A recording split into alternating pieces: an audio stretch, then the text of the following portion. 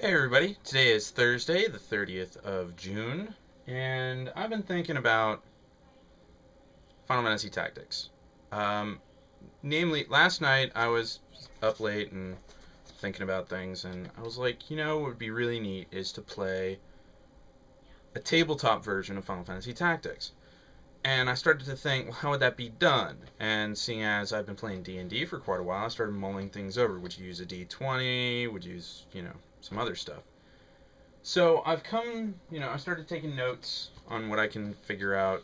There's a walkthrough on GameFAQs for the latest version of Final Fantasy Tactics War of the Lions that distills a lot of this stuff to the base numbers, like the formulas for combat and things like that.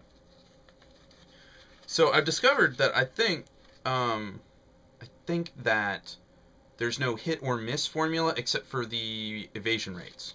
And evasion is based on facing. Like, you have your personal evasion rate, which is if they attack you in the front, and obviously you see it, you have X% to get the hell out the way.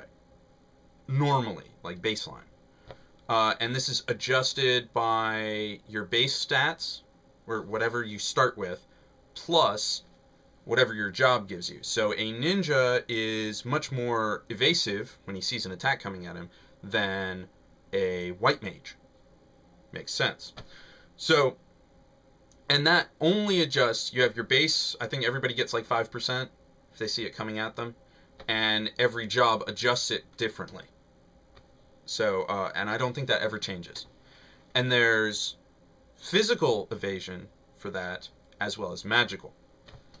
But then you also have your shield evasion, which gives you evasion on your sides and in front of you.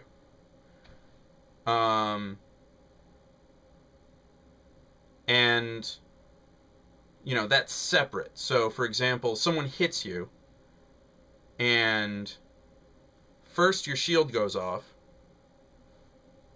If you manage to get out of the way, then fine. Second, if that doesn't go off, then you have the chance of evading normally.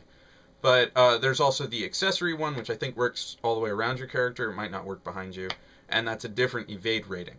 But I think, from what I can tell,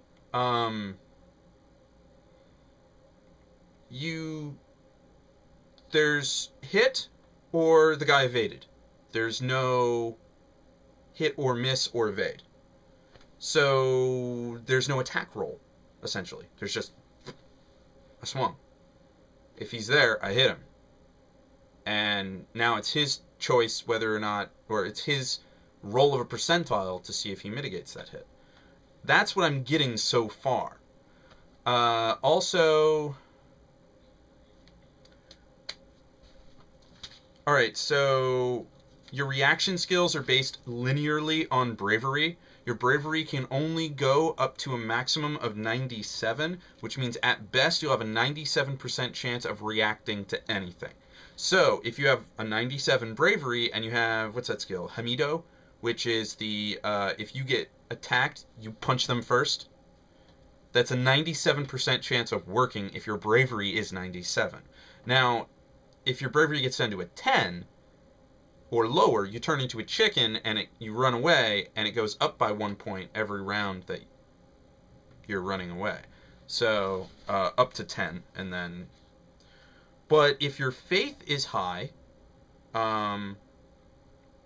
what happens here is, the higher your faith, the more effective the magic you cast is. So you do more damage with it.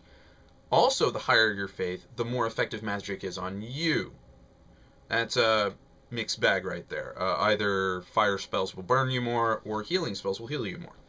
But you can have a minimum faith of 3, which means, it's the inverse. It's the lower your faith, the less effective spells are on you. But if your faith reaches 95, the character deserts. Like, just up and leaves. They have found a higher calling. They convert, if you will. So, be careful on those. But I was looking at... I don't know how to determine baseline stats for a character in this game.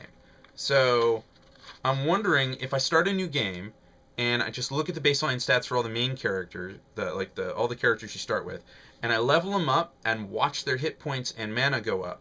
Within Squire and Chemist, I can probably measure an initial response there. If I look at all the characters who start out, I can get kind of an aggregate of how they start. So, like, I think you start with 2 chemists and like 4 squires or something, but really you can only field 5 people at a time. So it's your main character and 4 minions, unless there's somebody else you want to field, or they force you to drop a person. So pretty much you have a 5th wheel who gets kicked out of the fight a lot of the time because of a storyline character, and they get a lot less XP. Speaking of experience, the experience gain is from 1 to 100. And then there's no spillover. So if you got like 23 experience, but you're at 99, you got 1 experience point.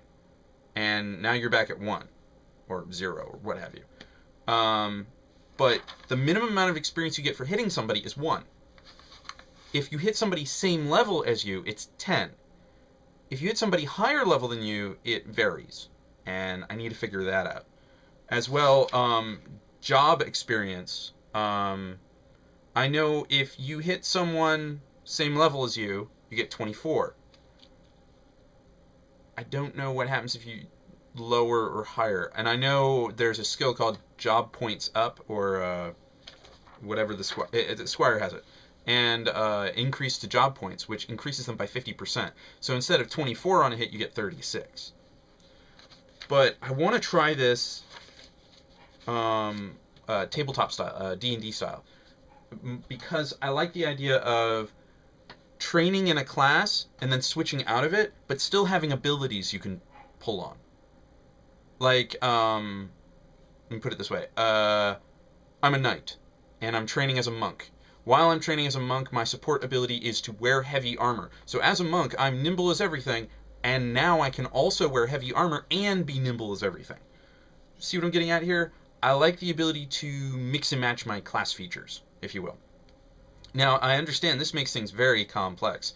I'm essentially changing the class structure of the game. Also, I would have to retool every single class in that and Final Fantasy Tactics so that it would be functional in a tabletop setting, because as it is, it's optimized for a computer to run everything. It runs percentiles, it runs a countdown timer for every turn, and whoever's countdown timer gets to 100 first, or count timer gets to 100 first, then, or charge time, if that gets to 100, they get to go. Then the next person who gets 100. Then the next person who gets 100. And the higher your speed, the faster you increment it. So it's the initiative system, but not the D20 initiative system. It's like a static number that keeps incrementing. And it's the same thing for their spells. Spells that are higher in level take longer to cast. So if you want to cast ice, you can probably cast it now or in the next few seconds.